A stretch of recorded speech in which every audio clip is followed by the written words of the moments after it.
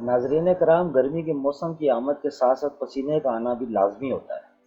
نفیس لوگوں کے لیے پسینے کی آمد اور اس کی بدبو طبیعت میں شدید گرانی کا باعث ہو سکتی ہے، اور ایسی حالت میں انسان دوسرے لوگوں سے ملنے سے کترانے لگتا ہے۔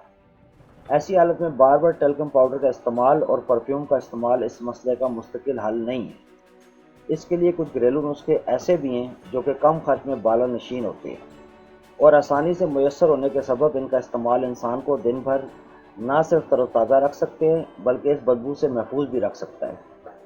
آج ہم ایسے ہی چند نسخوں کے بارے میں آپ کو بتانے والے ہیں، لیکن اس سے پہلے اگر ابھی تک آپ نے ہمارا چینل سبسکرائب نہیں کیا تو چینل کو سبسکرائب کر لیں اور ساتھ میں موجود گھنٹی کے بٹن کو بھی دبا دیں، اور اگر آپ کو ویڈیو پسند آتی ہے تو ویڈیو کو لائک کریں اور اپنے دوستوں کے ساتھ شیئر کریں۔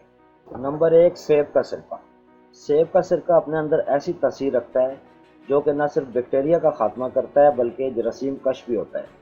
سیب کے سرکے کو تھوڑے پانی میں ملا کر اسپرے والی بوتل میں ڈال کر رکھ لیں اور نہانے کے بعد جسم کے ان حصوں پر جہاں پسینے کے آنے کے امکانات ہوں اسپرے کر دیں۔ اس سے ایک جانب تو کافی دیر تک پسینہ نہیں آئے گا، جبکہ اگر پسینہ آیا بھی تو اس کے اندر بدبو نہیں ہوگی۔ نمبر 2، کھانے کا سوڈا۔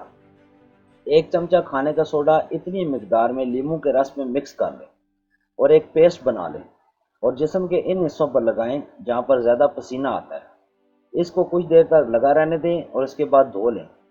اس سے نہ صرف پسینے کی بدبو دور ہو جائے گی بلکہ مزید بدبو کے امکانات کا بھی خاتمہ ہو جائے گا۔ نمبر 3 پر ہے لیموں۔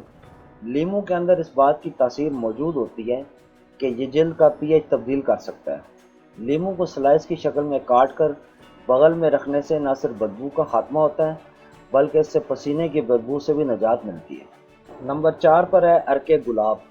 عرق گلاب کو صدیوں سے خوشبو کے لیے استعمال کیا جاتا ہے۔ اس کی خوشبو کو زیادہ دیر تک برقرار رکھنے کے لیے نہانے کے پانی میں عرق گلاب کو شامل کیا جا سکتا ہے۔ نہانے کے پانی میں عرق گلاب شامل کر لیں اور اس پانی سے نہا لیں۔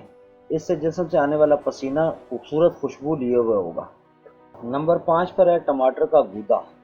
ٹماٹر کو پیس کر اس کا گودا حاصل کر لیں اور اس کے گودے کو ہفتے میں ایک بار 15 منٹ کے لیے جسم کے ان حصوں پر لگائیں جہاں پر پسینہ زیادہ آتا ہے۔